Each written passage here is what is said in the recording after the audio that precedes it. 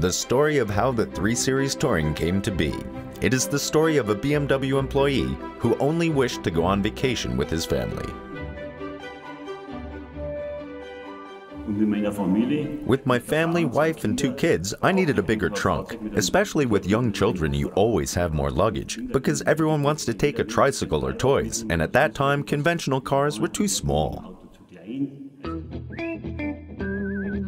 In the mid-80s, the BMW 3 Series was only produced as a sedan. But BMW employee Max Reisböck needed a more spacious BMW for his vacations.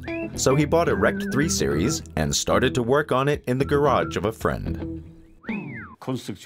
I had no construction blueprints. The vehicle and the modifications were all in my head. Of course, it grew over a period of several months. I thought about how to do this part and then that part.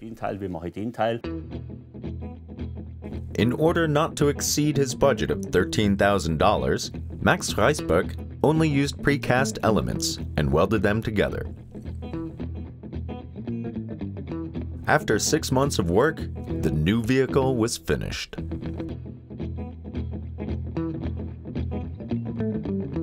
The main alteration was actually this pillar. Usually the tail is here.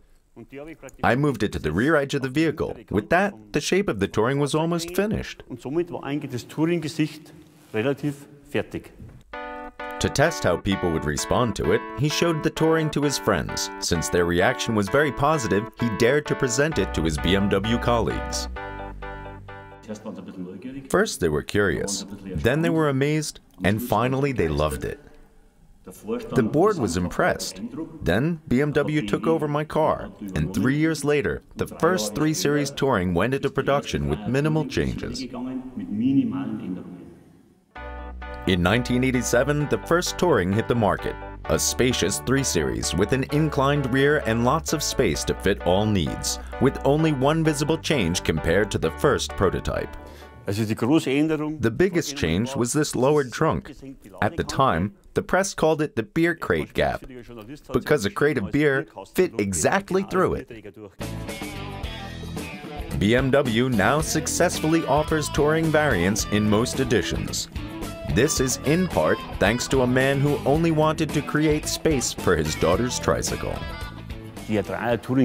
I can now say it was the birth of the first lifestyle Touring.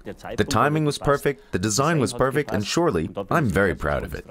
An inclined rear and plenty of space for the family. Reisböck's fundamental ideas can still be found in the Touring of today.